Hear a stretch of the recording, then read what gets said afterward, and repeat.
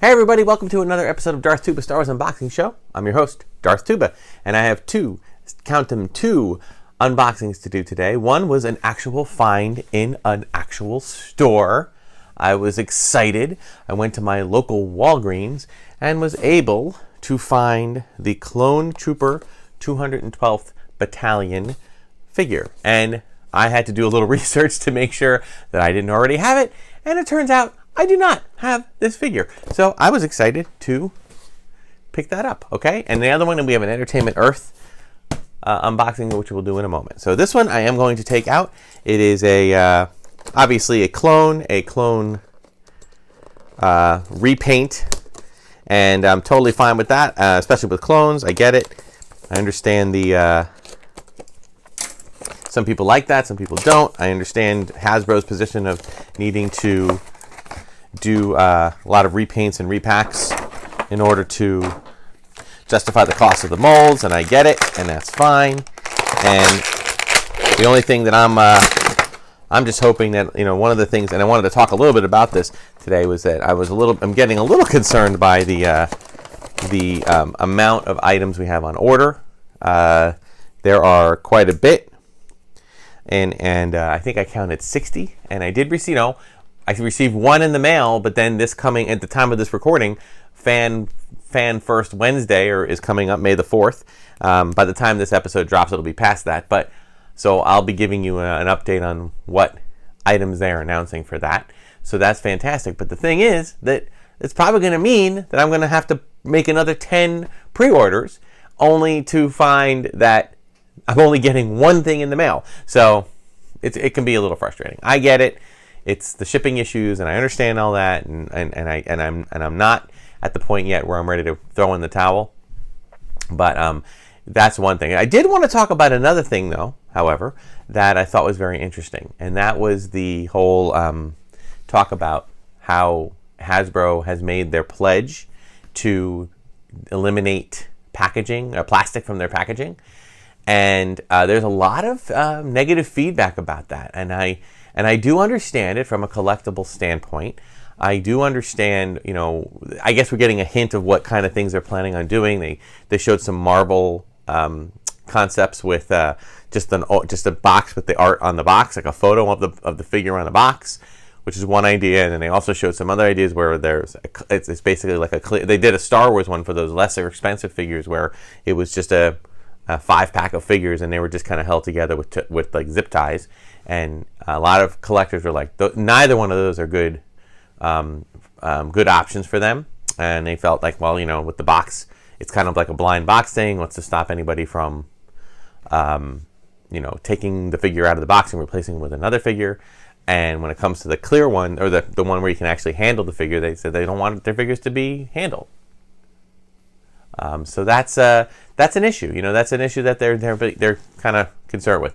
Personally, for me, my take on it is very simple. When it comes to Black Series, okay, I only collect really Black Series and Vintage Collection at this point.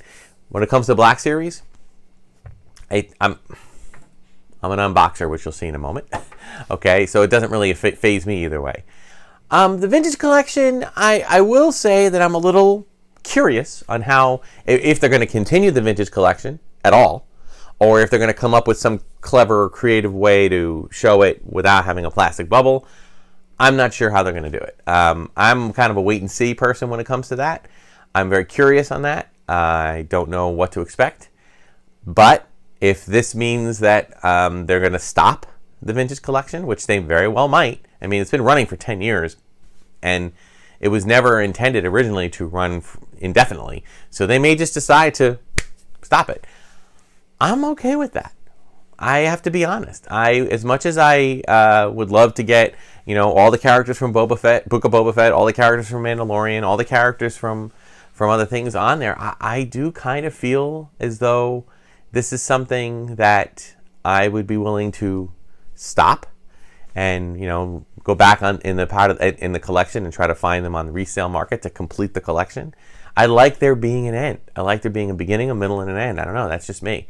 Because if it just keeps going and going and going, it becomes very challenging as to whether or not we can really accomplish being able to complete a collection, you know. But as I said, I will leave it open for what new things that they have down on the pike and see what we have. So that's my thoughts on that. So let's talk about the 212th Clone Trooper, 212th Battalion. Standard Clone Trooper, okay, pretty much looking like it's Episode 3 incarnation with the, you know, the starting the evolution into the Stormtrooper look.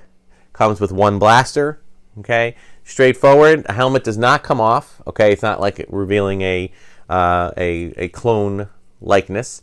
Okay, it's got its belt. It's a pretty straight off figure. Okay, nothing too crazy about it. I noticed. I always like to say, does it pass the stand test? And I can't really show you a stand test. This is going to be tough. The way it came in the box, it seems. You can look here. It kind of seems like this. So that's not going to pass the stand test. Now, they have joints on the bottom here that you can use, but I got to be honest with you.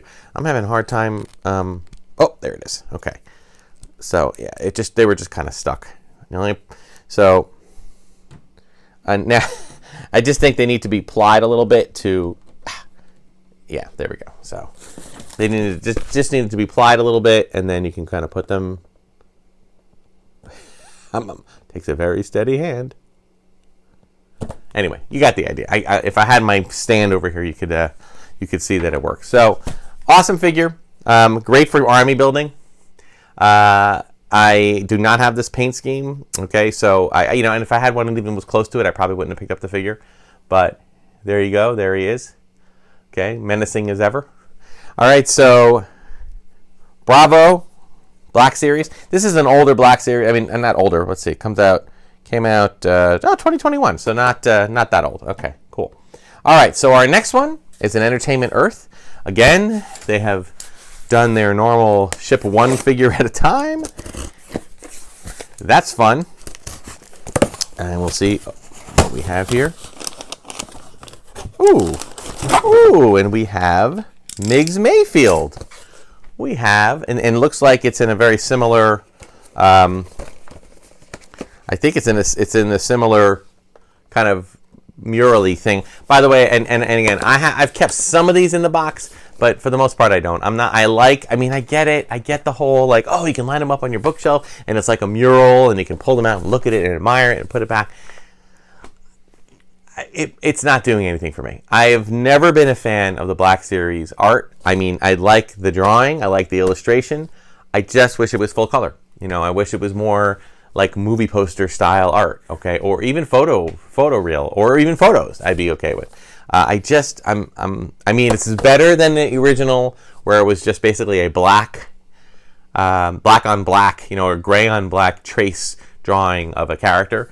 And this is so much better than that, and I'll give him that. But and I do like the clever idea of lining these up and kind of creating the mural when you line them all up. But I just like to open up figures, so that's just who I am. I have kept a few of them.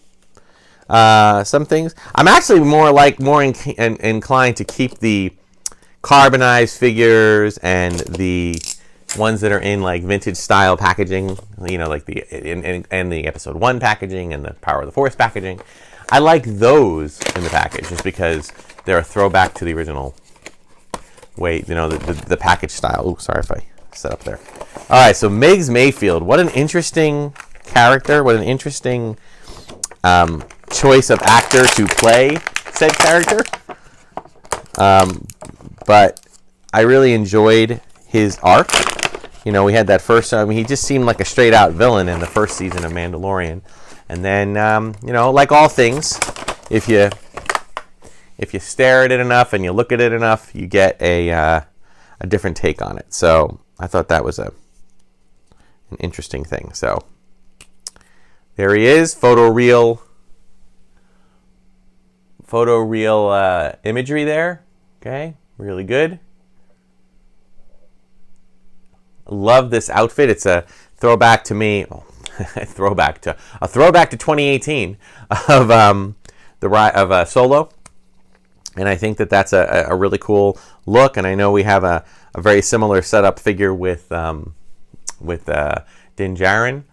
There it is with the helmet on. Pretty cool. I really enjoy this look. I love the way that they've been able to kind of world build within the Empire, within the original trilogy Empire, by giving kind of combination looks. And I mean, to me, this whole uniform has a combination of Imperial officer uniform, General Veer's armor from Empire Strikes Back when he was on the AT-AT, and then taking this helmet from Rogue One and just kind of building it all into a new kind of thing. So I really think that that's a fun, a fun play on different things. And you got this arm, this red arm, piece of armor that I assume means a rank. I'm sure that there are some folks on there that can give you detailed information on what every single part of this is. Yeah, but I love what they did with Migs Mayfeld. I love the character of Migs Mayfeld because he could have just been a knockoff villain, but he ended up having more to him. And I like that they freed him at the end of the second season. Spoiler alert. That they freed him so that there's maybe more room to see where he goes. I can see him becoming another villain. I can see him becoming an ally. And that's kind of the way complicated storytelling is. So really, really cool. I love the photoreal likeness. I think that's a great addition. So much so that I've been repurchasing some of these Black Series figures that have already been released with the photoreal faces, just because I love them so much. So, all right. So we have a nice episode 3 look, a nice Mandalorian look. Put them together, and we have our episode for today. 2 Black Series figures, really cool. Thank you so much for watching. Be sure to like, subscribe, hit the notification button. Check notification, can't talk today. Like, subscribe, notification button. You got it. Then check me out on Instagram and Twitter at Darth Tuba. Darth Tuba Star Wars Unboxing page on Facebook. Check out the War of the Stars podcast, located wherever podcasts are released. We've been doing a really cool retrospective on the 10-year anniversary of the Disney acquisition of Lucasfilm, which I'm really curious about what your thoughts are on that. I'm going to just say one thing, okay? My general comment is this, okay? You don't have to like everything that Disney has created, okay? Obviously, there have been some things that have been more universally accepted and some things that have been a little more divisive among fans. I get that, all right? And I'm understanding of that. But I will say this. If you think back to 2011, where were we? Well, we had Clone Wars, and Clone Wars was great, okay? No, nothing there. No issue there. But what else did we have? We had Star Wars Angry Birds.